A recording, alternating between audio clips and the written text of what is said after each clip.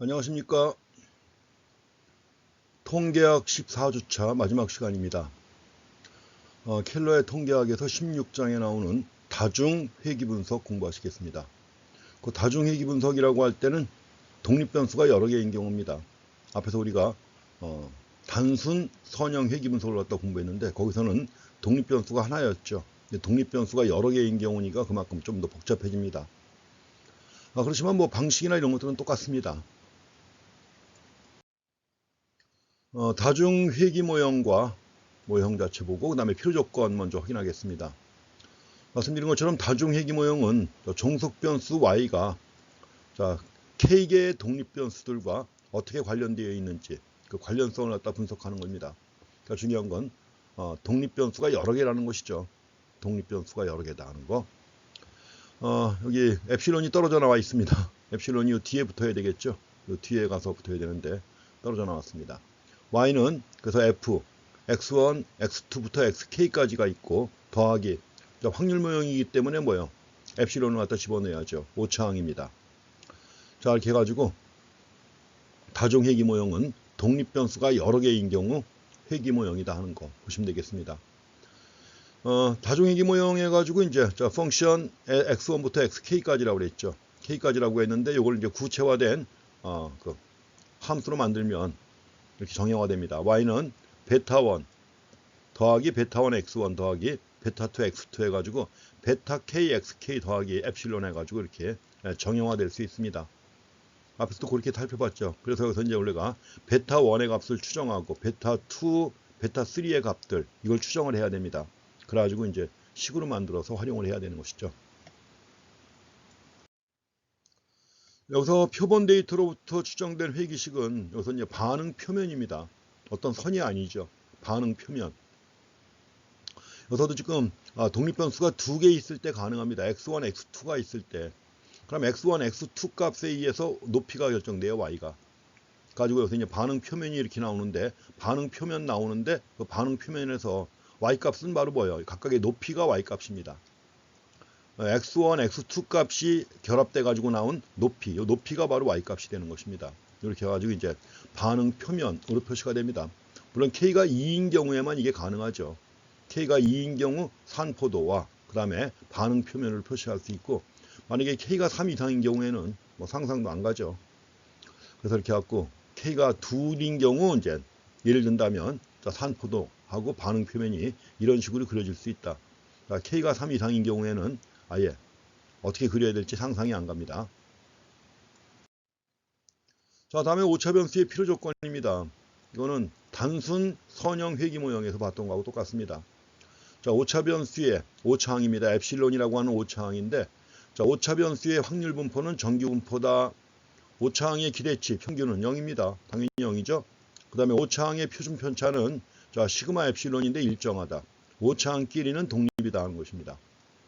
우리가 15장에서 봤던 단순 선형 회귀 분석에서의 오차항의 필요조건하고 똑같습니다. 정규 분포고 기대치는 0이고 표준 편차는 시그마 엡실론으로 일정하다. 오차항 끼리는 독립이다 하는 거. 물론 나중에 이 필요조건들을 다 확인해 봐야 됩니다. 자, 이제 회귀 계수를 추정해야 합니다. 베타 제로부터 베타 K까지 추정을 해야 되는 거죠. 그리고 나서 이제 다중회귀 모형을 평가해야 되는데 자, 이것도 마찬가지로 최소 자승법에 의해서 추정을 합니다. 그래서 최소 자승법에 의해서 추정되는 다중 회귀식의 일반적인 형태. 자, 회귀식이고 이제 회귀선이니까 y 해시죠. y 해시고 네. 항이 b0 더하기 b1x1 더하기 b2x2 해가지고 bkxk까지 나옵니다. 엡실론은 떨어져 나갔죠 이제. 그래서 이제 이렇게 해갖고 우리가 여기서 b0, b1, b2, bk를 추정해야 되는 것입니다. 그래서 절차가 나와 있는데 먼저 할 일은 종속변수하고 그 종속변수와 관련되어 있다고 여겨지는 독립변수를 선택합니다. 독립변수들을 선택하는 거죠. 그리고 이제 소프트웨어를 사용해 가지고 엑셀을 사용합니다. 엑셀을 사용해 가지고 회귀 모형을 평가하기 위해 사용되는 계수 추정치. 자, 계수 추정치가 뭐예요? 회귀 계수 아니에요. 회귀 계수의 추정치. B0, B1부터 해가지고 BK까지 값을 갖다 구해야 되는 것입니다. 계수 추정치들과 통계량들 구해야 되는 거죠. 그 다음에 이제 마지막으로 할 일이 뭐예요? 오차 변수의 필요 조건 충족 여부. 앞에서 봤던 네 가지 필요 조건을 봤는데 그 네 가지 필요 조건이 충족되는지 여부를 갖다가 진단해야 합니다. 그리고 만약에 오차 변수의 필요 조건이 충족되지 않으면 이를 교정하기 위한 회귀 모형을 구축합니다. 가지고 다중 회귀 분석은 가장 기본적으로 일단 독립 변수를 선택해야 되죠. 그 다음에 여러 가지 그 계수 추정치는 엑셀 소프트웨어 이용해서 구합니다. 이거 다 하나하나 계산해가지고 구할 수는 없어요. 물론 굉장히 시간도 많이 걸리고 복잡합니다. 그렇기 때문에 엑셀이라든가 여러 가지 뭐 SPSS라든가 SAS라든가 스타타라든가 이런 여러 가지 통계 패키지 프로그램을 갖다 이용해가지고 계수 추정치들과 통계량을 구합니다. 물론 이제 구한 것 가지고 우리가 해석은 잘 해야 되겠죠. 그러고 나서 오차 변수의 필요 조건 충족 여부를 진단합니다. 자, 그러면서 이제 또 한 가지 할 게 있습니다. 추정된 회귀 모형의 적합도를 평가하는 것이 단순 선형 회귀 모형에도 있었죠. 그래서 우리가 단순 선형 회귀 모형의 경우에는 자, 추정치의 표준 오차하고 결정 계수하고 또 한 가지 뭐가 있었죠? 기울기의 t 검정을 했습니다. 기울기의 t 검정을 했는데 자, 지금 다중 회귀 분석에서는 분산 분석의 f 검정을 하게 됩니다.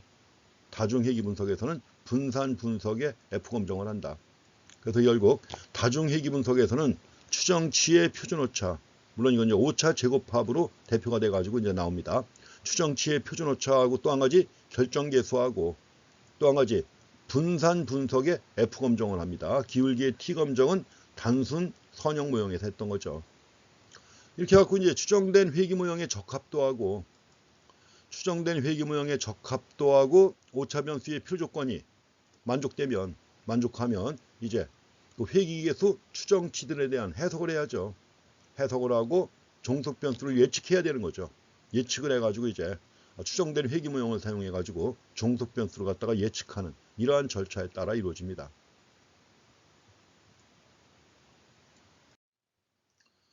자, 이것도 예를 들어서 보겠습니다.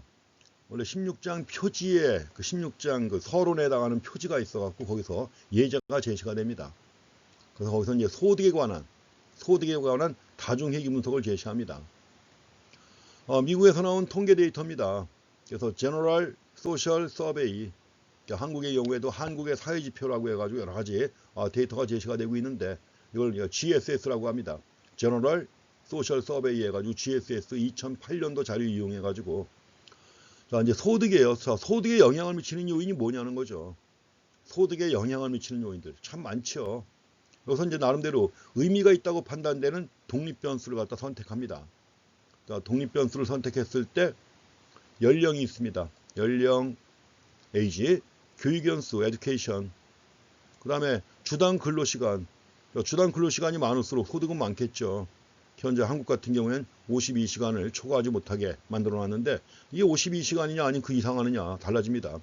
그래서 52시간제가 도입되기 전에는 잔업 해가지고 일을 더 많이 해가지고 소득을 얻던 사람들이 52시간 근로제가 확립되면서 소득이 많이 줄었습니다. 또 배우자의 주당 근로시간도 영향을 미칩니다. 우리나라 같은 경우에는 뭐 지금은 뭐 많이 달라졌지만 과거에는 뭐요? 전업주부가 대부분이었죠. 그래서 미국 같은 경우에는 전업주부라는 게 거의 없습니다. 다들 파트타임이고 뭔 일을 해요. 그러니까 이제 배우자가 얻는 소득도 역시 가계 소득이니까 영향을 미치겠죠.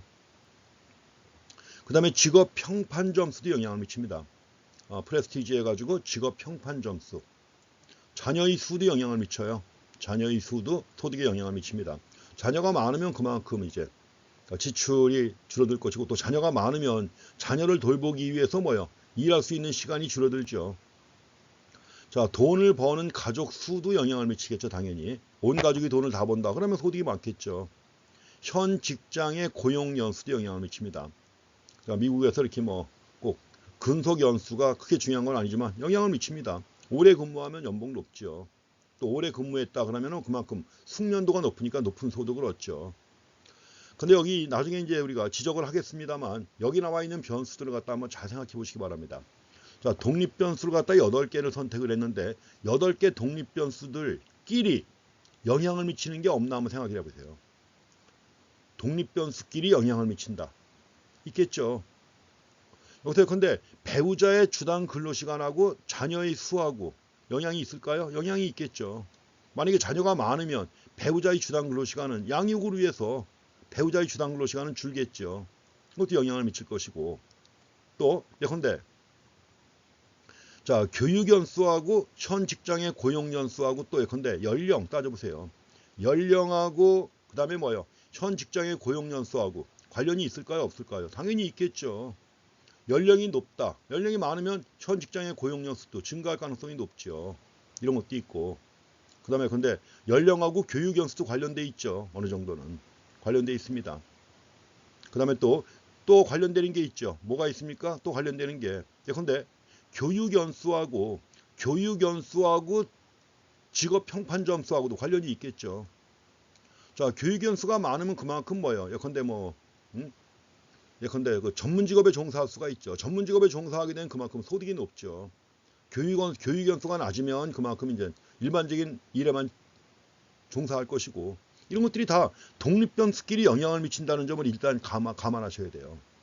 사실 우리가 이 독립변수를 선택할 때는 독립변수끼리 영향을 주거나 받는 이런 변수를 선택하면 안 되는 겁니다. 근데 그렇게 안 할 수가 없죠. 일단 소득에 영향을 미치는 요인들을 쭉 정리해보면 다들 영향을 미치는데 중요한 건 독립변수끼리 영향을 미친다. 그래서 이럴 때 이제 우리가 다중회귀 분석에서는 다중 공선성이라는 문제가 생깁니다. 멀티 코리니얼리티 해가지고 다중 공선성 문제가 이럴 때 발생하는데 이런 문제 해결할 수 있는 방법도 뒤에 가서 보고 지나가셔야 돼요. 단순 선형 회귀 분석의 경우에는 이런 문제가 없었지만 다중 회귀 분석에서는 이런 일이 흔히 발생합니다. 그래서 독립변수 간의 이러한 관계도 일단 잘 파악하고 지나가시기 바랍니다. 자, 이제 엑셀을 사용해 가지고 다중 회귀 분석을 수행합니다. 엑셀 출력물이 나왔습니다. 엑셀 출력물 한번 이제 확인하시죠. 요 메뉴에 나와 있는 게 이제 서머리에 나와 있는데 리그레션 스테이티스틱스 해가지고 리그레션 회귀 통계량이 나옵니다. 회귀 통계량 관련된 게 뭐가 있느냐? 회귀 통계량 관련된 거 일단 멀티플러 R이 나오고요. 중요한 게 R 스퀘어가 나오죠. R 스퀘어가 뭡니까? 5번의 R 스퀘어가 이게 바로 R 결정계수죠. R 스퀘어. 그러면 또 조정된 결정계수가 나옵니다. 조정 결정계수는 뭐 큰 차이는 없지만 그래도 adjusted R 스퀘어가 나오고 자, 표준 오차가 나옵니다. 스탠다드 에러 33250 나와요. 33250 관측치가 나옵니다. 282개입니다. 이래 가지고 분석한 내용 가지고 그 다음에 또 뭐가 나와요? 아노바표가 나옵니다. 아노바표가 나오고 아노바표에는 두 가지가 있죠. 리그레션하고 회귀 그 다음에 레지듀얼 잔차가 있습니다. 잔차라는 게 일종의 오차 아니에요. 오차. 그래서 우리가 오차 제곱합 구하게 되는데 그래서 여기 이제 자유도가 나옵니다. 자유도는 이제 여기가 자유도는 리그레션 1이고 자, 레지듀얼은 273, 토탈 281입니다. 이렇게 나옵니다. 그럼 여기서 이제 SS 뭐예요? Sum of Squares죠. Sum of Squares인데 Sum of Squares 리그레션이에요. 뭐죠? 회귀 제곱합입니다. 자, 회귀 제곱합 여기 나와 있고요. 그 다음에 또 한 가지 오차 제곱합도 있죠. 오차 제곱합 이렇게 나왔습니다. 토탈 나와 있고요. 그 다음에 이제 평균 제곱합이죠. 평균 제곱합 해가지고 뭐로 나눈 거예요? 자유도로 나눈 거죠. SS를 갖다가 자유도로 나눈 게 바로 뭐예요? 자유도로 나눈 게 바로 MS입니다. 이렇게 나온 것이고. 그 다음에 SSR하고 MSR 있죠. 여기서 이제 MSR 가지고 요거 가지고 회귀 F 통계량 값이 나오죠. MSR 나누기 MSE 해가지고 F 통계량 값이 나옵니다. 자, 시그니피컨스 F 값이 나오는데 마이너스 21승이에요. 2 마이너스 21승 얼마? 0이죠. 0입니다. P 값은 거의 0으로 보시면 되는 거죠. 자, 이제 그럼 각각의 추정된 회귀계수가 나옵니다. 아까 얘기했던 베타 제로가 뭐예요? 베타 제로, 비제로죠. 비제로가 절편입니다. 인터셉트 나왔고요. 가지고 이에 대한 통계량, 이에 대한 계수가 나왔고 그 다음에 스탠다드 에러 나와 있고요. T 통계량이 나와 있습니다. 그 다음에 P 값이 주어졌어요. 그래갖고 여기 이제 8개가 나옵니다. 에이지부터 시작해가지고 에듀케이션, 아워스, 배우자의 아워스, 프레스티지 해가지고 나와 있고 그 다음에 차일드, 자녀의 수 이런 것도. 그래서 이제 근속연수까지 해가지고 다 나왔습니다. 그래갖고 계수가 주어졌어요. 자, 개수가 주어졌을 때 여기서 마이너스 값이 나오는 거 주의하셔야 됩니다. 마이너스 값이 나오는 게 뭐죠? 이건 이제 당연히 절편은 그렇게 나오는데 또 마이너스인 게 뭐가 있습니까? 배우자의 근로시간 수가 나오죠. 그 다음에 자녀 수가 나옵니다. 자녀가 많을수록 양육을 해야 되잖아요. 그러니까 일하는 시간이 줄 것이고 일하는 시간이 줄게 되면 어떻게 돼요? 소득이 감소하겠죠. 그러니까 마이너스 값이 나오는 겁니다. 그래서 엑셀 출력물을 이렇게 확인하신 다음에 이걸 이제 해석을 하는 이런 과정입니다. 자, 소득에 대한 다중회귀 분석에서 이제 회귀 모형을 평가해야 합니다. 자, 회귀 모형을 평가해야 하는데 회귀 모형을 평가할 때 통계량이 세 가지가 있다고 그랬습니다. 앞에서 말씀드렸죠. 세 가지가 뭐예요? 추정치의 표준오차, 스탠다드 에러입니다. 자, 이스티메이트, 자, 추정치의 표준오차, 스탠다드 에러. 자, 이거는 아까 엑셀 출력물에 나왔던 겁니다. 스탠다드 에러. 또 한 가지 따져봐야 될 게 뭐예요? 결정계수를 따져봐야 되는 거죠. 결정계수도 출력물에 나왔습니다. 그 다음에 분산 분석을 위한 F 검정을 해야 되는데 좀 전에 봤던 출력물에는 뭐예요? F 통계량은 나왔죠. F 통계량 값이 나왔었죠. 그래서 이제 이걸 가지고 우리가 자, 회귀 모형을 평가합니다. 추정치의 표준오차, 결정계수, 분산 분석을 위한 F 검정입니다. 자, 첫 번째는 추정치의 표준오차입니다. 자, 추정치의 표준오차를 갖다가 5차 제곱합으로 정의했었죠. 그래서 추정치의 표준오차 하게 되면 어떻게 되나요? S엡실론 해가지고 루트 n-k 마이너스 1분의 SSE입니다. 5차 제곱합. n은 표본 크기입니다. n은 표본 크기고 k가 뭐였죠? 독립변수의 수였죠.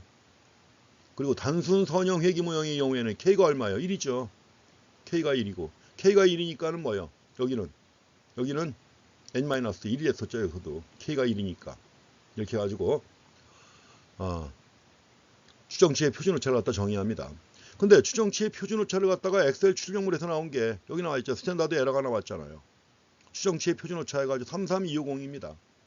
33250인데 추정치의 표준오차가 크냐 작으냐 하는 문제는 뭐하고 비교한다고 그랬죠?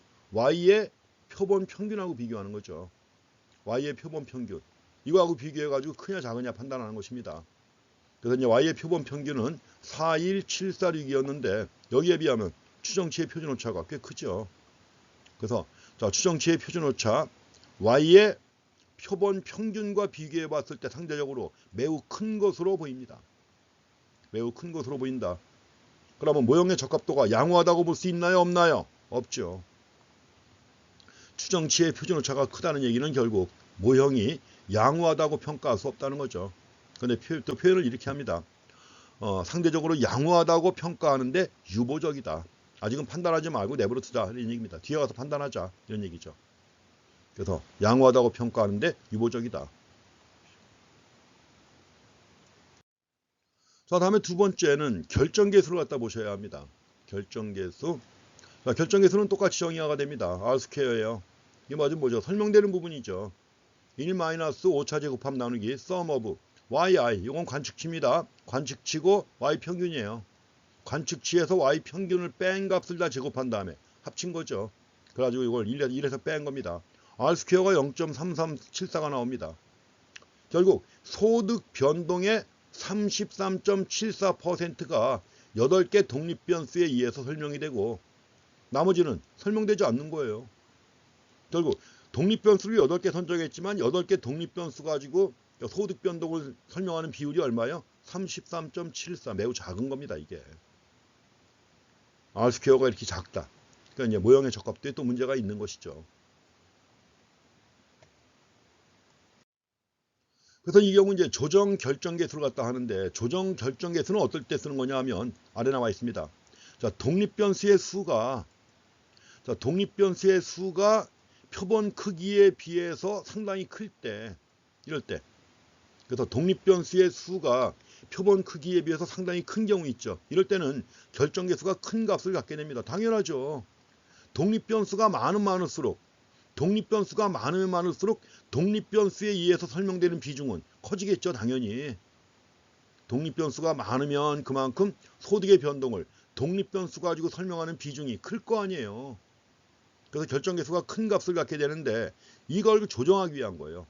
결정계수가 큰 값을 갖게 되는 이런 경향을 조정하기 위한 통계량이 바로 조정결정계수입니다. 그래서 조정결정계수를 갖다 정의할 때는 이렇게 해요. Adjusted R-square는 뭐냐? 1 마이너스 SSE를 갖다가 요거로 나눠줘요. N-K-1로 나눠줍니다. 그리고 요것도 아까 있던 건데 요것도 N-1로 나눠줍니다. 그래서 R-스퀘어의 분자에 있는 SSE는 N-K-1로 나눠주고 그 다음에 분모에 있는 sum of yi-y square가 있었죠. 요거는 N-1로 나눠줍니다. 이렇게 해갖고 나오는 거예요. 그러니까 자 R-스퀘어보다 뭐예요? R-스퀘어보다 조정결정계수가 좀 작아졌죠. 좀 작아져가지고 이제 독립변수 가지고 설명되는 비중이 줄었습니다. 그래갖고 조정결정계수를 사용한다는 것도 확인하시고요. 자, 표본 크기에 비해서 독립변수의 수가 클 때 결정계수가 큰 값을 보이게 되는데 이걸 조정하기 위한 통계량이 조정결정계수다.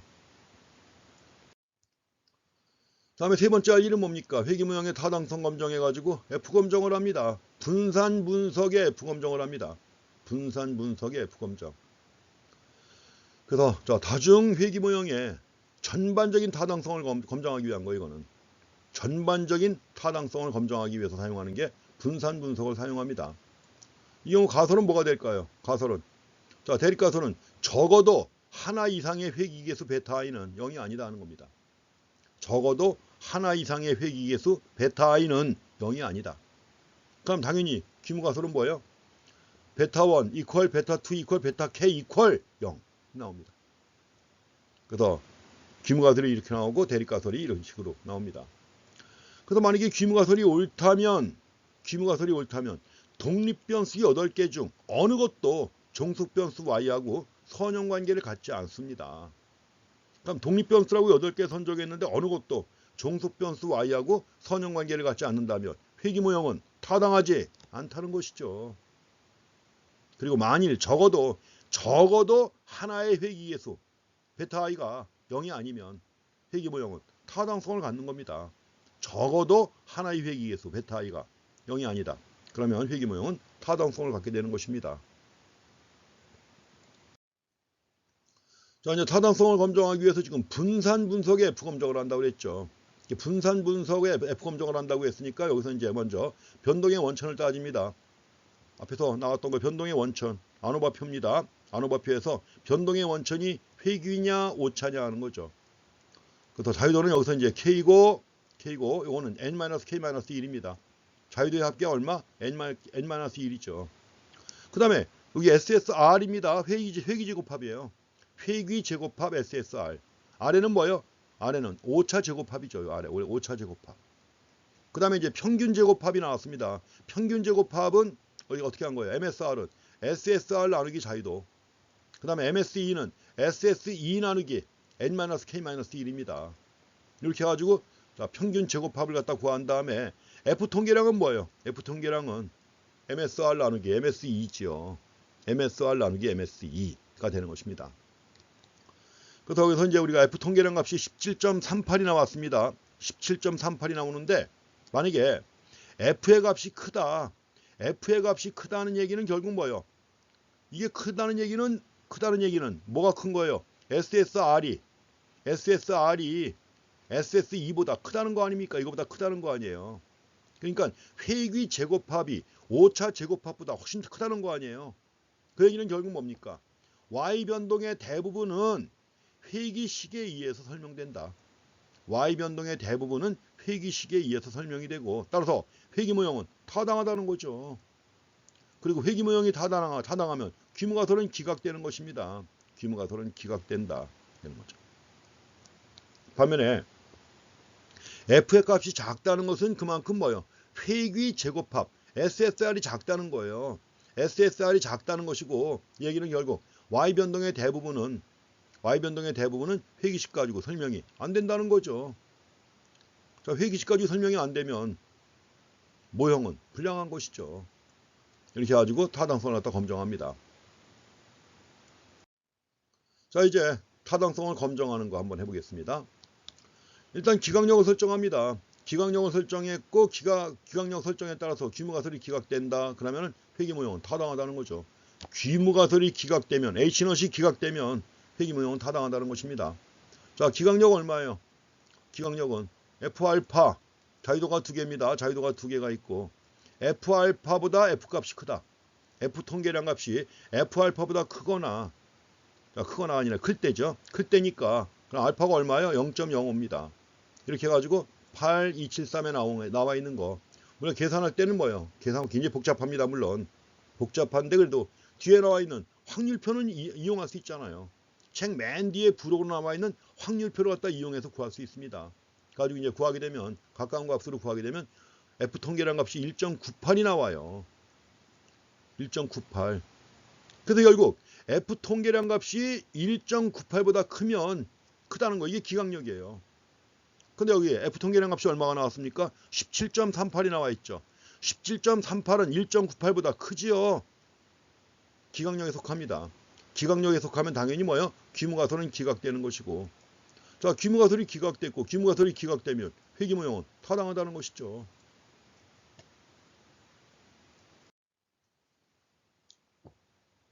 자, 회귀모형을 평가하는 문제입니다. 지금 여기서 본 S 엡실론 R 스퀘어 F 값의 관계예요. F의 관계. 자, SSE 5차 제곱합입니다. 5차 제곱합이 0이고 S 엡실론 0이고 R 스퀘어가 1이다. 그럼 F 값이 얼마가 나올 거야? 무한대가 나오겠죠, 당연히. SSE가 제로니까 SSE가 제로라면 MSE도 0 아니에요. MSE가 0이라면 당연히 F 값은 무한대가 나오겠죠. 모형은 완전합니다. 완전하다. 자, 5차 제곱합이 작다, 작으면 당연히 S 엡실론도 작은 거죠. R 스퀘어는 1에 가까워집니다. 1에 가까워지고 이게 작으니까 R 값은, F 값은 크겠죠. 모형은 양호하다. 반면에 이제 SSE가 작다는 얘기는 S 엡실론이 크다는 것이고 R 스퀘어가 0에 가까워져요. 그러면 이제 F 값은 작다. 모형은 불량하다. 그 다음에 이런 경우입니다. 5차 제곱합이 전부 다 5차 제곱합이에요. yi 마이너스 y바 스퀘어 썸오브 한 게 다 5차 제곱합이다. 그럼 회귀 제곱합이 얼마란 얘기예요? 0이란 얘기죠. 회귀 제곱합이 0이면 결정계수 얼마? 0이고 F 통계량 값도 0이죠. 아무 쓸모없는 거예요, 이거. 아무 쓸모없는 거. 이렇게 보시면 되겠습니다. 그래가지고 5차 제곱합이 작을수록 모형이 양호하다는 거죠. 그래서 우리가 회귀 모형의 데이터를 잘 적합시키고 필요 조건들이 충족되면 개별 회귀 개수에 대하여 개별 회귀 개수마다 8개 회귀 개수가 있는데 8개 회귀 개수마다 해석과 검정을 할 수가 있습니다. 해석과 검정을 할 수가 있고 또 추정과 예측을 위해서 추정된 회귀 모형을 사용할 수가 있습니다. 이렇게 해갖고 관계를 갖다 정리했는데 서머리한 내용들 이렇게 해서 한번 정리해 보시기 바랍니다. 자, 이제 회귀계수의 검정, 좀 전에 나왔지만 8개 회귀계수에 대해서 다 검정을 해볼 수가 있습니다. 가지고 각 개별 독립변수와 8개 각 개별 독립변수와 종속변수 간에 선형관계가 존재하는지를 갖다 검정할 수가 있는데 이걸 한꺼번에 표현하면 가설은 뭐냐? 자, 베타 1부터 베타 K까지 아니에요. 베타 1부터 베타 K까지인데 이제 베타 8까지죠. 베타 8까지인데 합쳐가지고 우리는 귀무가 대립가설은 뭐예요? H1은 베타 i는 0이 아니다 이렇게 합니다. 그러면 귀무가설은 베타 i는 0이다죠. 이 경우 검정 통계량은 회귀 계수 하나하나 검정하는 거예요. 그렇기 때문에 이 경우 검정 통계량은 T 통계량입니다. T 통계량이 가지고 이것도 역시 BI 마이너스 베타 I 나누기 SBI예요. 이렇게 해가지고 이것은 이제 T 분포를 갖는데 자유도가 얼마다? N-K-1인 자유도입니다. 이렇게 해갖고 회귀 계수 독립변수 하나하나마다 검정을 할 수가 있습니다. 그래서 가설을 이렇게 세우고 검정 통계량은 이렇다는 거 봐주시고요. 그럼 이제 엑셀의 회귀 모형 추정 결과를 사용하면서 각 독립변수와 종속변수 간의 선형관계에 대한 검정을 수행할 수가 있는데 그 검정한 내용이 엑셀 출력물로 나와 있습니다. 엑셀 출력물 중에서 맨 아래 나왔던 거예요. 인터셉트로부터 해가지고 AG 18번부터 AG 해가지고 8개까지 쭉 나와 있죠. 각각의 개수가 주어졌습니다. 주어졌고 이제 스탠다드 에러가 나왔고 각각에 대한 통계량이 나와요. D 통계량. P 값이 나옵니다. 이걸 가지고 이제 이걸 가지고 검정을 수행할 수 있죠. 그래서 이걸 가지고 검정을 수행한 결과 보게 되면 5%의 유의 수준에서 검정을 했을 때 5% 유의 수준에서 검정을 했을 때 이제 education 그 다음에 hours 그 다음에 SPHRS 배우자의 노동시간입니다. 그 다음에 자 프레스티지예요. 직업의 평판 점수. 또 한 가지가 이제 이런 것들이 네 가지죠. 네 가지는 인컴하고 소득하고 가계소득하고 선형관계를 가진다고 추론할 수 있는 증거가 존재한다. 증거가 존재한다. 여기서 이제 P값을 보세요. 이제 P값 얼마? 0이죠. hours P값 0.0004입니다. SPHRS가 얼마예요? 4.71 2의 마이너스 0승 얼마예요? 0입니다. 자, 프레스티지 얼마? 0.0003. 요 경우만 지금 P값이 매우 작고 나머지는 P값이 다 커요. 나머지는 다 큽니다. 그래서 0.0527, 0.8279, 0.8247 P값이 엄청 크죠. 그러니까 나머지 네 가지는 선형관계를 가진다고 추론할 수 있는 증거가 없는 겁니다. 없는 거고 지금 제시한 네 가지의 경우 선형관계를 가진다고 추론할 수 있는 증거가 존재하는 겁니다. 그래서 이제 나머지 요인들은 선형관계를 가진다고 추론할 수 있는 증거가 존재하지 않는다는 거죠. 추론할 수 있는 증거가 존재하지 않는다. P값이 매우 작고 이랬습니다. 여기서도 이제 앞에서 단순 선형 회귀 모형에서도 봤지만 여기서도 회귀식을 사용하면서 Y값을 예측하고자 하는 거 아니에요. 예측하고자 하는 건데 어떤 하나의 값을 예측하는 게 아니라고 그랬죠. 앞에서도 얘기했지만 예측 구간이 있고 또 Y의 기대치에 대한 신뢰 구간 추정치를 갖다 구할 수 있습니다. 신뢰 구간. 여기서도 이제 엑셀을 갖다 이용하게 되면 Y의 예측 구간하고 Y의 기대치에 대한 신뢰 구간 추정치를 갖다 구할 수 있습니다. 엑셀을 이용해서.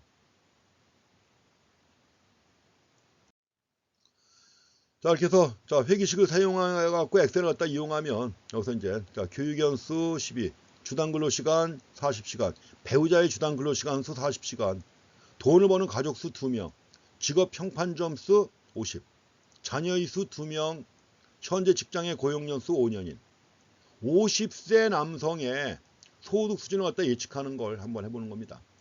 50세 남성의 남자입니다. 나이는 50세예요. 에이지도 독립변수에 들어갔죠. 50세 남성의 소득 수준을 예측해보자. 이렇게 나왔습니다. 엑셀을 이용해서 예측을 해야 합니다. 이럴 때. 그래서 데이터의 마지막 행 아래 주어진 독립변수의 값들을 갖다 추가합니다. 가지고 프리딕션 인터널이 나왔습니다. 프리딕션 인터벌. 자, 프리딕션 인터벌이니까 뭐가 있어요? 여기 일단 프리딕티드 밸류가 있는데 45168입니다. 뭐 정확하다고 볼 수 없죠. 그래서 여기서 우리가 예측 구간을 구합니다. 먼저 프리딕션 인터벌 예측 구간을 구해요. 예측 구간에서 하한이 얼마예요? 마이너스 202719. 어퍼 리밋은 얼마입니까? 111056. 차이가 너무 큽니다. 그렇죠? 의미가 있어요? 없죠. 이거는. 그래서 이런 경우 예측 구간보다 좁은 데가 어디예요? 신뢰 구간이죠. 예측 구간보다 좁은 게 바로 신뢰 구간입니다. 인터벌 estimate of expected value 이겁니다. 이건 얼마요? 37661 하고 52675 사이 아니에요. 이게 의미가 있죠. 이게 마이너스 2만부터 11만 사이다. 아무 의미가 없습니다. 이거는.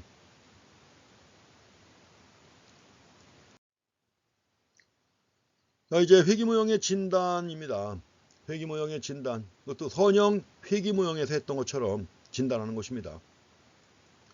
자, 먼저 회귀모형의 진단할 때 잔차 분석을 합니다. 레지듀얼 해가지고 잔차 분석을 통해서 이제 진단할 수가 있습니다. 잔차 분석이라고 했습니다. 레지듀얼 어널리시스라고 했었죠. 그럼 첫 번째 볼 게 뭐죠? 오차 변수는 정규 분포를 따르는가? 어떻게 확인합니까? 오차 변수가 정규 분포를 따르는지 어떻게 확인하죠? 잔차들의 히스토그램을 갖다 그려보는 거죠. 가지고 평균이 0에 가깝고 종 모양인가 확인합니다.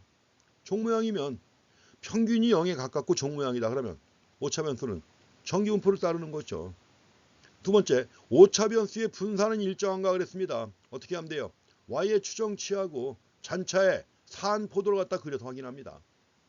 y의 추정치하고 잔차의 산포도를 그려가지고 잔차의 분포가 일정하게 흩어져 있으면 되는 거죠.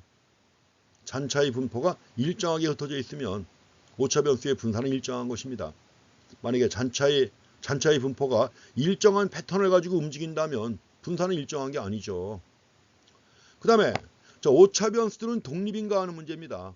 여기서도 마찬가지로 시간하고 잔차의 산포도예요. 시간의 변화에 따른 잔차의 산포도 있죠. 이걸 그려가지고 잔차의 동태적 패턴입니다. 이것은 동태적 패턴을 확인하는 거죠. 만약에 동태적인 패턴이 있다면 독립이 아닌 거죠. 이게 동태적으로 패턴해가지고 계속 증가하거나 계속 감소하거나 하면 오차 변수는 독립이 아닙니다. 확인해야 되는 거죠. 그 다음에 관측치들 중에 아웃라이어 이상치들과 영향치들이 존재하는가 확인해 봐야 됩니다. 근데 이런 것들은 어떻게 해야 된다 그랬죠? 제일 먼저 한다 그랬죠? 이거를 갖다가 데이터가 수집된 데이터 중에서 제일 먼저 이상치가 있는지 확인한 다음에 이걸 데이터에서 제거해야 되는 겁니다. 데이터에서 제거한다. 자, 이렇게 해서 이런 식으로 해가지고 회귀 모형을 진단하는 것입니다. 또 한 가지 따져야 될 게 있어요. 아까 제가 잠깐 말씀드렸는데, 자, 독립변수끼리 서로 영향을 미치는 경우에는 문제가 된다고 그랬죠. 이게 독립변수끼리 영향을 미치는 경우, 이럴 때 발생할 수 있는 게 뭐냐? 다중공선성이에요. 다중공선성 해가지고 멀티, 공통 선형 관계 얘기하는 공통선형. 리니어는 뭐예요? 리니어는 선형이란 얘기죠. 선형, 리니어는 선형, 코는 공선, 멀티, 다중공선성이라고 합니다. 그래서 다중공선성이 존재하는지 여부를 확인해야 돼요. 멀티 코리니어리티. 그래서 다중이기 모형에서 독립변수들끼리 높은 상관관계를 갖는 경우에요. 독립변수들끼리 높은 상관관계를 갖는 경우 다중공선성이 있다고 합니다. 그래서 다중공선성이 존재한다는 얘기는 상관관계가 아주 높은 독립변수들의 회귀계수의 표본 오차를 크게 만들겠죠. 당연히 공선성이 있으니까. 다른 독립변수가 같이 영향을 미치니까 당연히 뭐예요? 회귀계수를 크게 만들죠. 그 상관관계가 높은 독립변수들의 회귀계수들의 표본 오차를 크게 만드는 경향이 있습니다. 그래서 여기서 추정 회귀계수가 해당되는 못으로부터 멀리 떨어질 가능성이 있죠. 당연히 다중공선성이 있을 때 또 추정 회귀계수의 t 통계량의 값을 작게 만들어요. 작게 만들어 가지고 해당되는 독립변수와 종속변수 간에 선형관계가 존재하지 않는다고 추론할 가능성을 높이는 거죠. 다중공선성이 있는 경우에 그런 겁니다. 그래서 일단 추정 회귀계수가 못으로부터 멀리 떨어질 가능성이 있고 또 t 통계량의 값을 작게 만들어 가지고 선형관계가 존재하지 않는다고 추론되는 가능성을, 사실은 선형관계가 있지만 선형관계가 존재하지 않는다고 추론될 가능성을 높게 만듭니다. 그래서 다중공선성 문제가 발생하는 경우 이걸 또 해결을 해야 돼요.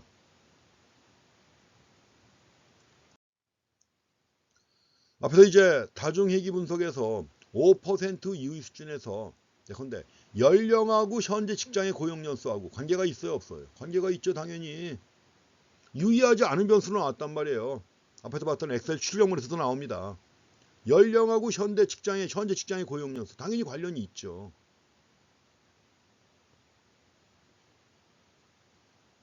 자, 유의하지 않은 변수로 분석됐다.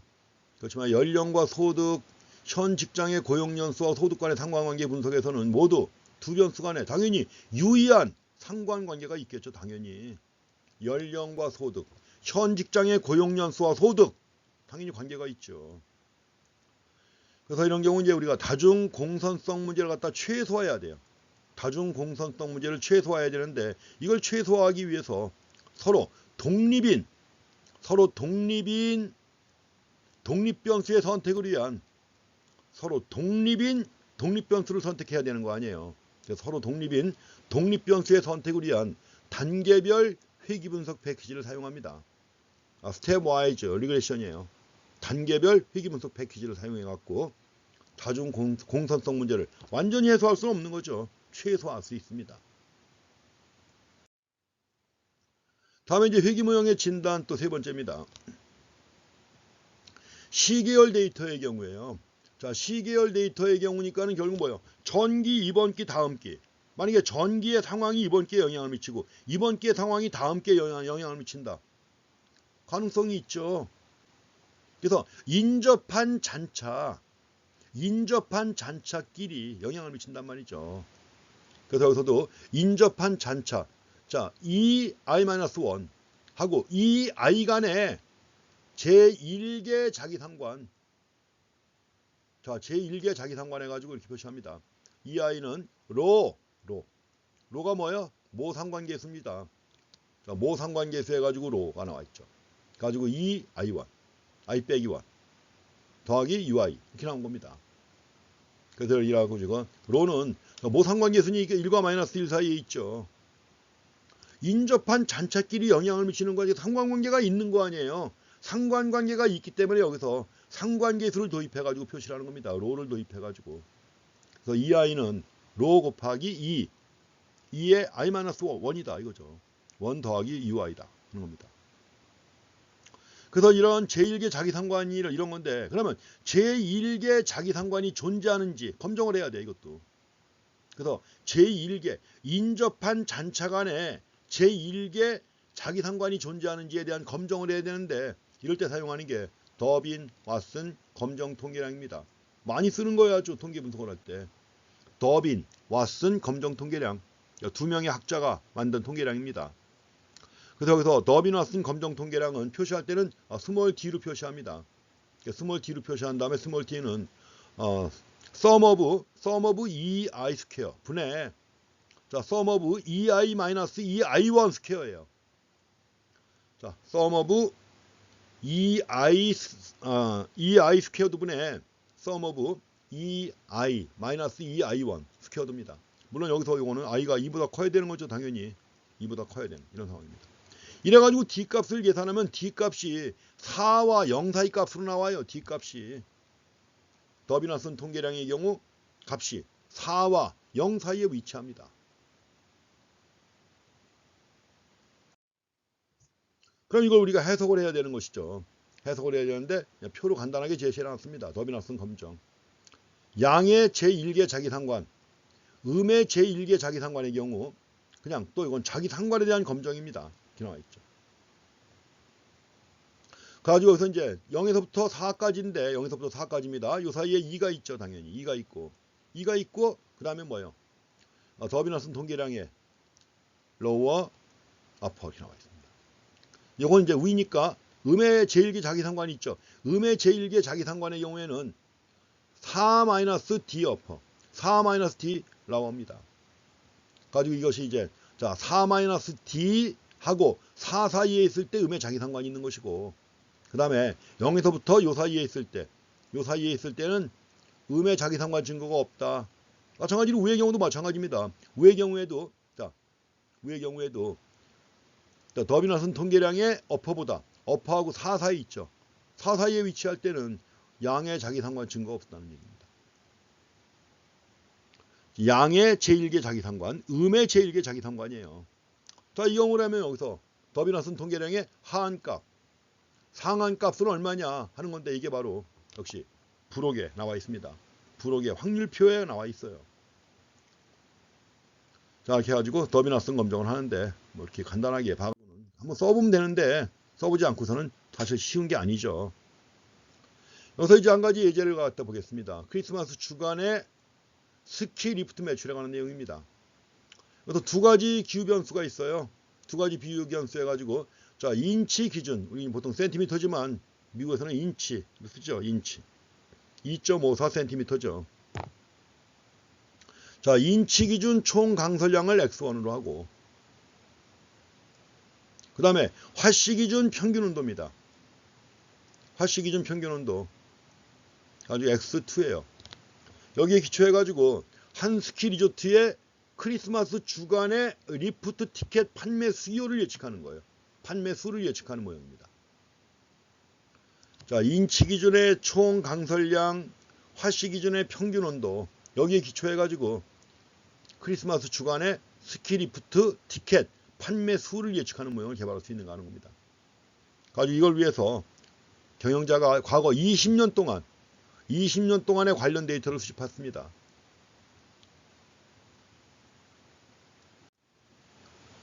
자, 이 경우 회귀 모형은 이렇게 나옵니다. y는 베타 0 더하기 베타 1 x1 더하기 베타 2 x2까지죠. 더하기 엡실론 이렇게 나옵니다. 회귀 모형 나와 있고요. 여기서 이제 B0, B1, B2 값을 갖다가 추정을 해야 되는 것이죠. 그래서 여기 나와 있는 이제 엑셀 출력물 통해서 확인합니다. 엑셀 출력물을 통해서 확인했더니 결정계수 R 스퀘어가 0.1200이 나와요. 조정된 R 스퀘어는 0.0165. 너무 작죠? 의미가 없어요. 또 P값 얼마 나와요? P값 0.3373 아주 크죠. 아주 큽니다. 그래서 다른 거 안 보고 결정계수하고 F 검정의 P값만 봐도 회귀식이 불량하다는 걸 알 수가 있습니다. 결정계수하고 P값만 봐도 회귀식은 매우 불량하다 알 수 있습니다. 그래서 독립변수들 두 개가 있는데 모두 티켓 판매수와는 아무런 선형관계를 가지고 있지 않다는 것이죠. 두 가지 모두 선형관계를 가지고 있지 않다는 것입니다. 이렇게 결론이 나옵니다. 자, 이것도 역시 이제 필요 조건을 확인해 봐야 됩니다. 잔차의 히스토그램은 오차항이 정기분포를 따른다는 걸 보여줍니다. 잔차의 히스토그램, 오차항은 정기분포를 따른다는 거 보여주고 있죠. 그 다음에 자, Y의 추정치하고 잔차의 산포도 그려봅니다. 이렇게 나와 있습니다. 어때요? 오차항의 분산은 일정한가요? 일정하지 않은가요? 일정하죠. 원래 오차항의 분산이 일정하다는 게 바로 필요 조건의 한 가지인데 이걸 보게 되면 오차항의 분산이 일정하다는 걸 보여줍니다. 일정하다. 자, 필요 조건이 충족되는 것이죠. 필요 조건이 충족되는 것이고. 자, 4번에 여기서 이제 자, 엑셀을 이용해 가지고 더비너슨 검정을 해요. 더비너슨 검정을 한다.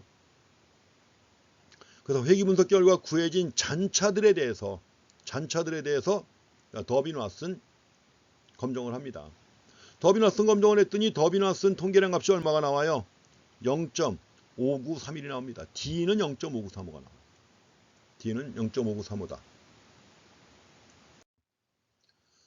자, 이제 가설 검정을 합니다. 가설 검정을 해가지고 이제 나올 텐데, 자, 일단 유의 수준 5%에서 양의 제1개 자기 상관에 대한 검정을 위한 임계값을 갖다가 먼저 불억에서 구합니다. 자, 이제 여기서 해석도 해야 되고 확인해야 되는 거니까 이건 알아야 됩니다. 자, 유의 수준 5%입니다. 유의 수준 5%에서 양의 제1개 자기 상관에 대한 검정을 해야 돼요. 이때 임계값을 갖다 알아야 되는 거죠. D lower, D upper. 그래서 불억 B에 나와 있는 표에서 구합니다. 이럴 때 D lower는 1.10, D upper는 1.54가 나옵니다. 근데 앞에서 구해진 D 값이 얼마예요? 0.59 아닙니까? 0.59인데 0.59는 DL보다도 작잖아요. 작죠. 그러면 자, D 값이 DL보다 작다. D 한 값인데 이거보다 작아요. 그럼 귀무가설이 기각되는 것입니다. 귀무가설이 기각되는 것이고, 따라서 양의 제1개 자기 상관이 존재한다는 충분한 증거가 존재한다는 거죠. 양의 제1개 자기 상관이 존재한다는 충분한 증거가 존재한다고 결론 내립니다. 자, 자기 상관이 있다는 거죠. 자기 상관. 자, 회귀 모형의 종속 변수에 미치는 시간과 변수에 미치는 시간과 관련된 효과를 가지는 독립 변수를 포함시킬 필요가 있다는 거예요. 있다. 그래서 시간과 관련된 효과를 가지는 독립 변수를 포함시킬 필요가 있다는 것을 의미해 준다. 그래서 이러한 역할을 갖다 하는 가장 간단한 독립 변수는 뭐냐? 시간을 나타내는 변수예요. 앞에서는 시간을 안 나갔었잖아요. 두 개가 제시했었는데 눈이 얼마나 올 것이냐 하는 것하고 온도 아니에요. 근데 여기서 크리스마스 주간의 스키리프트 매출과 관련해서 중요한 게 바로 뭐예요? 시간이란 말이에요. X3.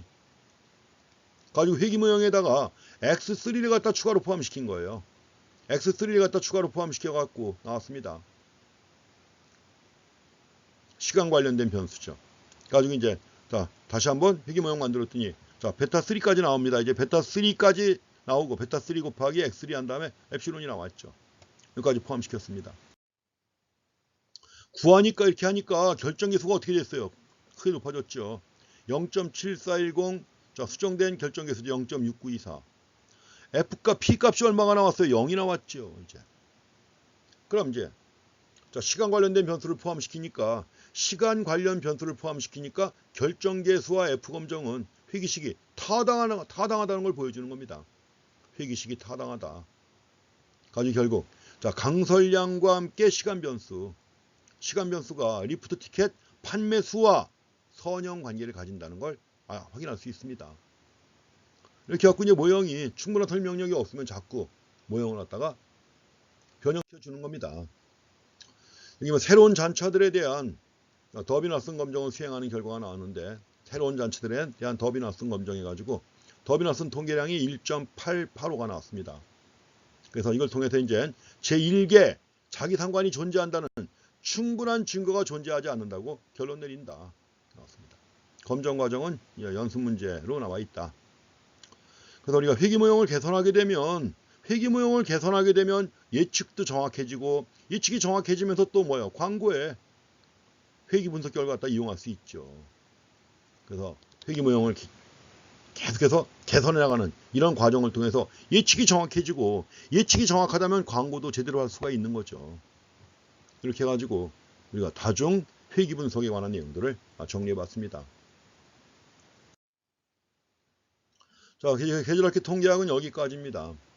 이게 뭐 다른 학기에도 시간이 좀 약간 여유가 돼가지고 회기 모형의 정형화 아니면 뭐 전에는 한번 비모스 통계 기법까지 나간 적이 있었는데 그때는 뭐 진짜 정신없이들 따라오느라고 바빠서 했는데 거기까지는 안 해도 비모스 통계학은 이제 계량경제학 쪽에서도 합니다. 그래서 통계학에서는 여기까지 하시면 충분한 정리가 되겠습니다. 여러 가지 그 통계 용어들 잘 확인하셔야 되고 그러시면 되겠습니다. 자, 이제 금요일날 시험 봅니다. 금요일날 시험 보는 것은 공고 이미 했죠. 그래서 금요일날 시험 보고 이제 또 계절학기까지 다 끝나게 되는데 자, 방학들 다 보람 있게 보내시고 늘 행운이 있기를 소망합니다. 자, 수고했습니다.